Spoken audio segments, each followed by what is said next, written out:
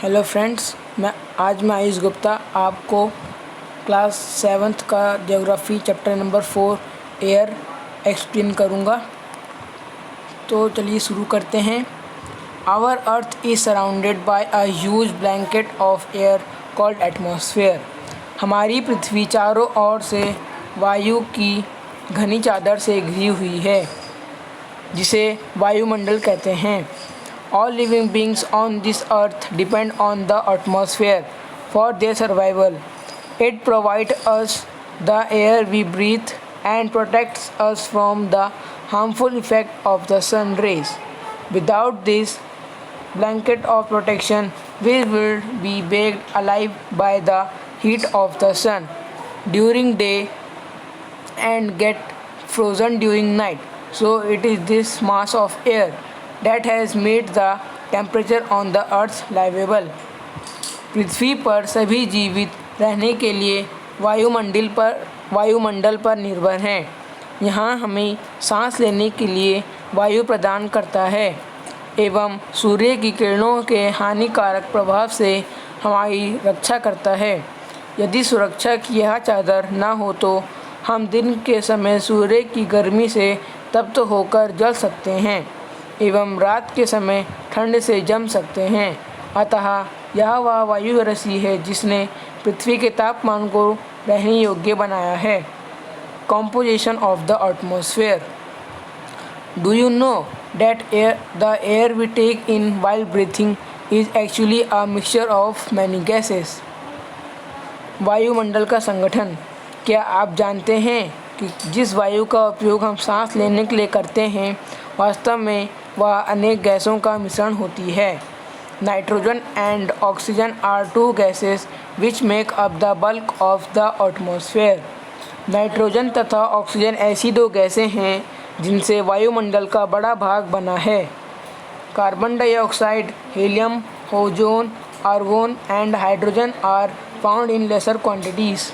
Carbon dioxide, helium, ozone, argon एवं hydrogen कम मात्रा में पाई जाती हैं। Apart from these gases, tiny dust particles are also present in the air. The pie chart gives you the percentage of different constituents of air. Figure 4.1.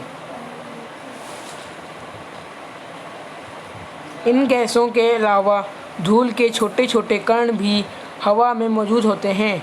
चित्र 4.1। Nitrogen is the most plentiful gas in the air. When we inhale, we take some amount of nitrogen into our lungs and exhale it.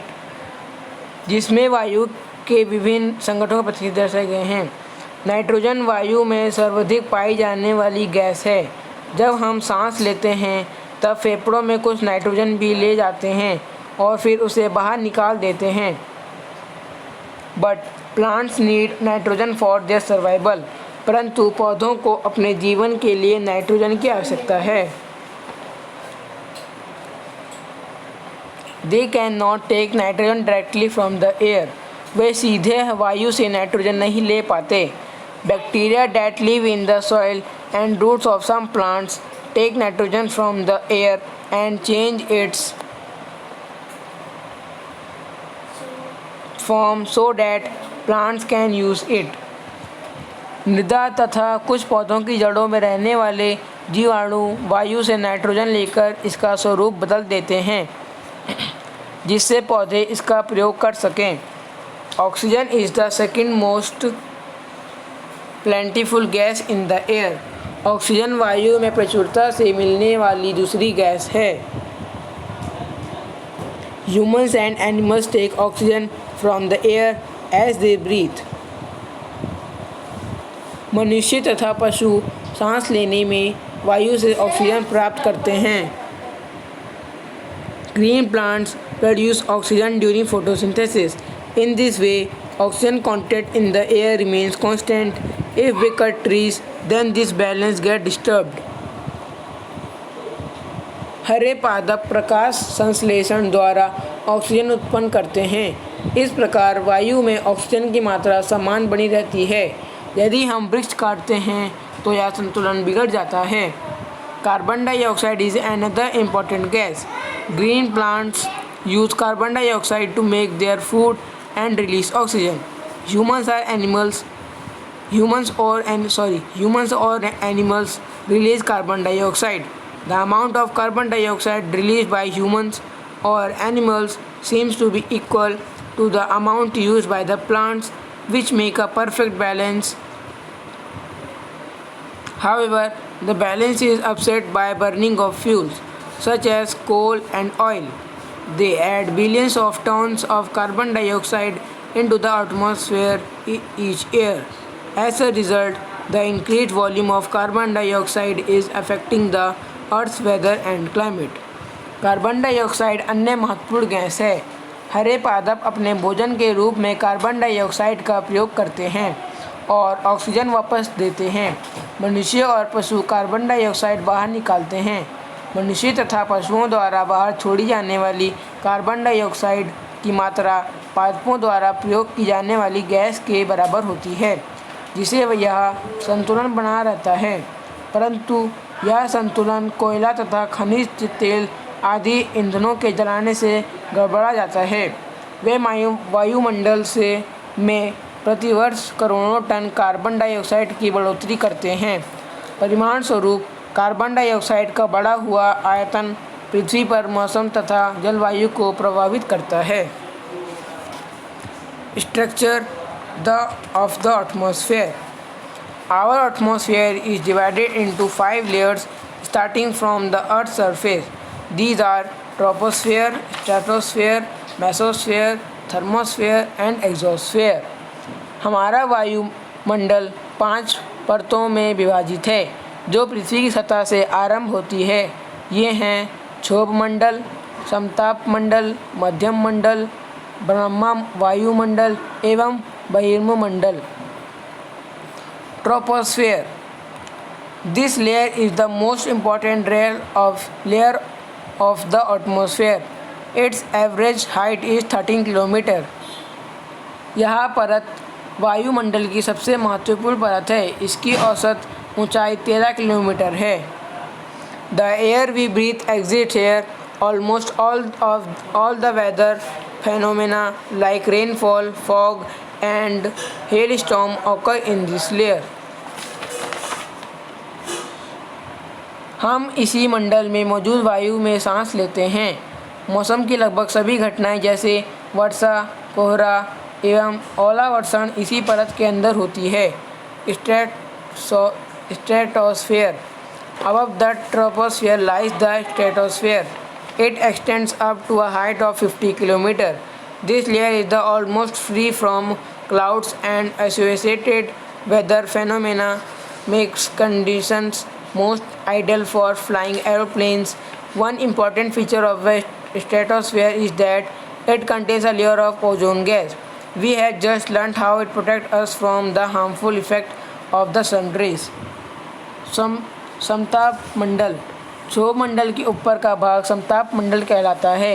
यह लगभग 50 kilometre की ऊंचाई तक फैला है। यह परत बादलों एवं मौसम संबंधी घटनाओं से लगभग मुक्त होती है।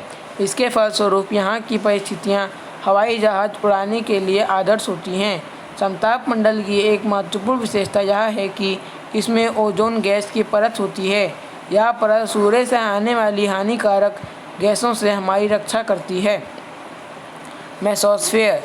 This is the third layer of the atmosphere. It lies above the stratosphere. It extends up to the height of 80 kilometers. Meteorites burn up in this layer on entering from the space. मध्यमंडल। यह वायुमंडल की तीसरी परत है। यह समताप मंडल के ठीक ऊपर होती है। यह लगभग 80 किलोमीटर की ऊंचाई तक फैली है। अंतरिक्ष में प्रवेश करने वाला उल्का पिंड इस परत में आने पर जल जाते हैं। Thermosphere. In thermosphere temperature राइसेस very rapidly with increasing height. Ionosphere is the part of this layer. It extends between 80 to 400 kilometers. This layer helps in radio transmission. In fact, Radio waves transmitted from the earth are reflected back to the earth by this layer. Brahma वायुमंडल। ब्रह्मा वायुमंडल में बढ़ती ऊंचाई के साथ तापमान अत्यधिक तीव्रता से बढ़ता है। आयान मंडल इस परत का एक भाग है। यहाँ 80 से 400 किलोमीटर तक फैला है। रेडियो संचार के लिए इस परत का उपयोग होता है। वास्तव में पृथ्वी से प्रसारित रेडियो तरंगें इसी परत द्वारा पुनः पृथ्वी पर परिवर्तित कर दी जाती हैं। Exosphere. The uppermost layer of the atmosphere is known as exosphere. This layer has very thin air. Light gases like helium and hydrogen float into the space from here. बहिर्मंडल। वायुमंडल की सबसे ऊपरी परत की बहिर्मंडल के नाम से जाना जाता है। यहाँ वायु की पतली परत होती है। हल्की गैसें जैसे हीलियम एवं हाइड्रोजन यहीं से अंतरिक्ष में तैरती रहती हैं। Weather and climate. मौसम एवं जलवायु। Is it going to rain today? Will it be bright and sunny today? How many times have you heard this from anxious cricket fans speculating the fate of a one day match?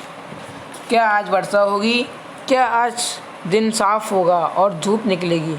कितनी ही बार हमने cricket प्रेमियों के मुंह से एक दूसरे match के भविष्य पर अनुमान लगाते सुना होगा। If we imagine our body to be our radio and the mind it speaker, weather it's something that fiddles with its control knobs, whether is this our to our day-to-day condition of the atmosphere. A hot or humid weather may make one irritable, a pleasant breezy weather may make one cheerful and even plan for an outing. Weather can change directly from day to day.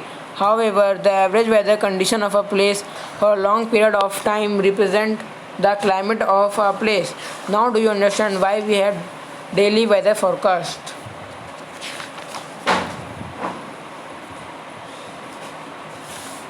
इसका हिंदी में है, यदि हम कल्पना करें कि हमारा शरीर एक रेडियो है और मस्तिष्क उसे स्पीकर, तो मौसम वह है जो इसके नियंत्रण बटनों से छेड़छाड़ करता रहता है। मौसम वायुमंडल की प्रत्येक घंटे तथा दिन प्रतिदिन की स्थिति होती है। आर्द्र एवं गर्म मौसम किसी को भी चिड़चिड़ा बना सकता है। अच्छा हवादार मौसम हमें आनंद देता है और हम घूमने की योजना भी बना सकते हैं। मौसम नाटकीय रूप से दिन प्रतिदिन बदलता है, किंतु दीर्घकाल में किसी स्थान का औसत मौसम उस स्थान का जलवायु बताता है।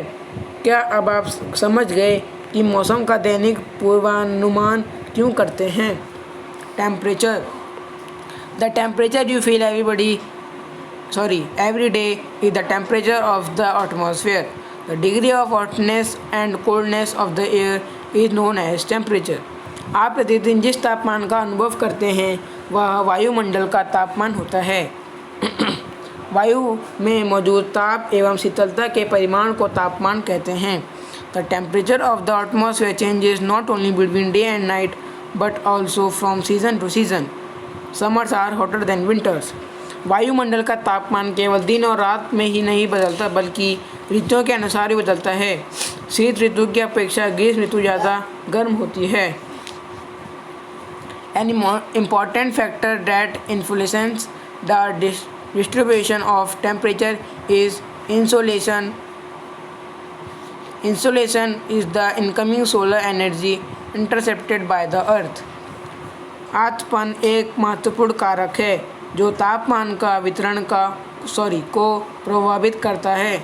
सूर्य से आने वाली वह ऊर्जा जिसे पृथ्वी रोक लेती है आर्द्रपन कहलाती है। The amount of insolation decreases from the equator towards the poles. आर्द्रपन सूर्यापथ की मात्रा भूमध्य रेखाओं से ध्रुवों की ओर घटती है। Therefore, the temperature decreases in the same manner. इसलिए तापमान उसी प्रकार घटता है। Now, do you understand why poles are covered with snow? क्या अब आप समझ गए होंगे कि ध्रुव बर्फ से क्यों ढके हुए हैं? If the earth Earth's atmosphere rises too high, it would become too warm for some crops to grow. Temperature in cities is much higher than that of villages.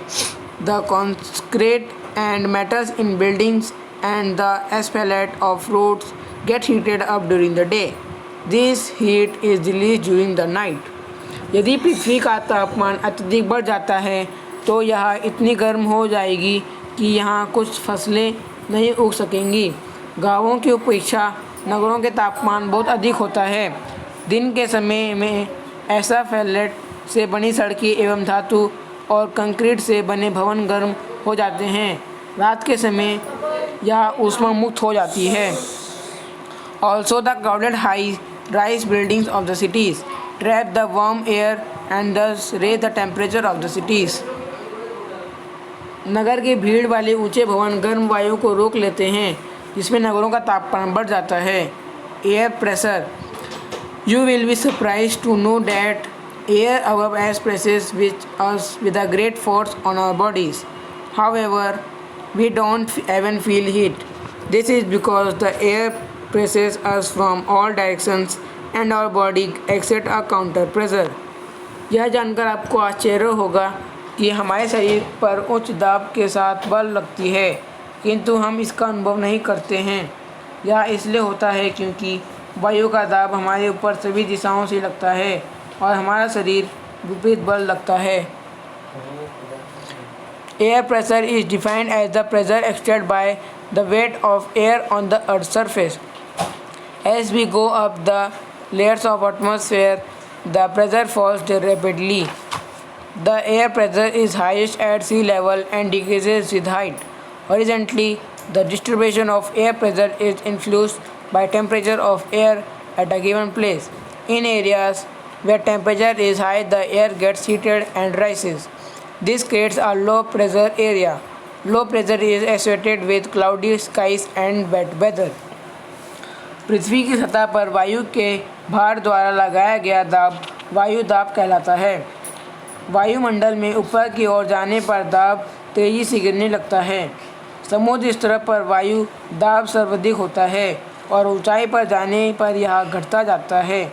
वायु दाब का क्षैतिज वितरण किसी स्थान पर उपस्थित वायु के ताप द्वारा प्रभावित होता है। अधिक तापमान वाले क्षेत्रों में वायु गर्म होकर ऊपर उठती है। यह निम्न दाब क्षेत्र बनाता है। निम्न दाब बादल युक्त आकाश एवं नम मौसम के साथ जुड़ा होता है। In areas having low temperature, the air is cooled. It is therefore heavy air sinks and creates a high pressure area. High pressure area is associated with clear and sunny skies. The air always moves from high pressure areas to low pressure areas. कम तापमान वाले क्षेत्रों की वायु ठंडी होती है। इसके फलस्वरूप यह भारी होती है। भारी वायु निमज्जित होकर उच्च दाब क्षेत्र बनाती है। उच्च दाब के कारण स्पष्ट एवं स्वच्छ आकाश होता है। वायु सदैव उच्च दाब क्षेत्र से निम्न दाब क्षेत्र की ओर गमन करती है। Wind. The movement of air from high pressure to area to low pressure areas is called wind. You can see wind at work as it blows dry leaves down the pavement or uproots trees during a storm. Sometimes when the wind blows gently, you can even see it blowing away smoke or fine dust. At times, wind can be so strong that it is difficult to walk against it. You must have experienced it is not easy to hold an umbrella on a windy day. Think of some other examples when strong winds have created problems for you. Winds can be broadly divided into 3 types. उच्च दाब क्षेत्र से निम्न दाब क्षेत्र की ओर वायु की गति को पवन कहते हैं। आप पवन को काम करते देख सकते हैं जब यह सड़क पर गिरी पत्तियों को उड़ाती है अथवा तूफान के समय पेड़ों को उखाड़ देती है। कभी कभी जब पवन धीरे बहती है तो आप इससे महीन धूल या धुएं को उड़ाते देख सकते हैं। कभी कभी पवन इतनी तेज़ होती है कि इसके विपरीत दिशा में चलने चलना कठिन हो जाता है। आपने अवश्य अनुभव किया होगा कि तेज पवन में छाता लेकर चलना आसान नहीं है। 3 अन्य उदाहरण सोचिए जब तेज पवन के कारण आपके लिए समस्या उत्पन्न हुई हो। पवन को मुख्यतः 3 प्रकारों में विभाजित किया जाता है। Permanent winds, the trade winds, westerlies and easterlies are the permanent winds. These blow constantly throughout the air in a particular direction. स्थायी पवनें, व्यापारिक पश्चिमी एवं पूर्वी पवनें स्थायी पवनें हैं। ये वर्ष भर लगातार निश्चित दिशा में चलती रहती हैं। Seasonal winds. These winds change their direction in different seasons. For example, monsoons in India. मौसमी पवनें, ये पवनें विभिन्न ऋतुओं में अपनी दिशा बदलती रहती हैं। उदाहरण के लिए भारत में मानसूनी पवनें local winds, these blow only during a particular period of the day or year in a small area. For example, land and sea breeze. Do you recall the hot and dry local wind of northern plains of India? It is called loo. स्थानीय पवनें, ये पवनें किसी छोटे क्षेत्र में वर्ष या दिन के किसी विशेष समय में चलती हैं। उदाहरण के लिए स्थल एवं समुद्री समीर। क्या आपको भारत के उत्तरी क्षेत्र की गर्म एवं शुष्क स्थानीय पवन याद है? इसे लू कहते हैं।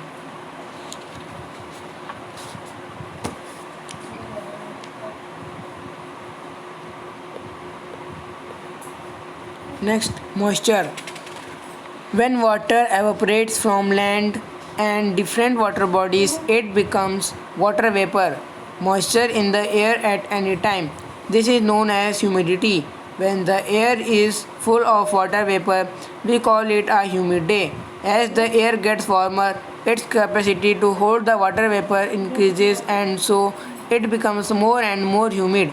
On a humid day, clothes take longer to dry and sweat from our body does not evaporate easily, making us we feel very uncomfortable. आर्द्रता, जब जल पृथ्वी एवं विभिन्न जलाशयों में वाष्पित होता है तो यह जलवाष्प बन जाता है। वायु में किसी भी समय जलवाष्प की मात्रा को आर्द्रता कहते हैं। जब वायु में जलवाष्प की मात्रा अत्यधिक होती है तो उसे हम आर्द्र दिन कहते हैं। जैसे जैसे वायु गर्म होती जाती है, इसकी जलवाष्प धारण करने की क्षमता बढ़ती जाती है और इस प्रकार यह और अधिक आर्द्र हो जाती है। आर्द्र दिन में कपड़े सूखने में काफ़ी समय लगता है एवं हमारे शरीर में से पसीना आसानी से नहीं सूखता और हम असहज महसूस करते हैं। When the water vapor rises, it starts cooling. The water vapor condenses, causing formation of droplets of water. Clouds are just masses of such water droplets. When these droplets of water become too heavy to float in air, then they come down as precipitation. जब जल वाष्प ऊपर उठता है तो यह ठंडा होना शुरू हो जाता है। जल वाष्प संघनित होकर ठंडा होकर जल की बूंद बनाते हैं। बूंदें इतनी भारी हो जाती हैं कि वायु में तैर न सकें, तब ये वाष्ण के रूप में नीचे आ जाती हैं।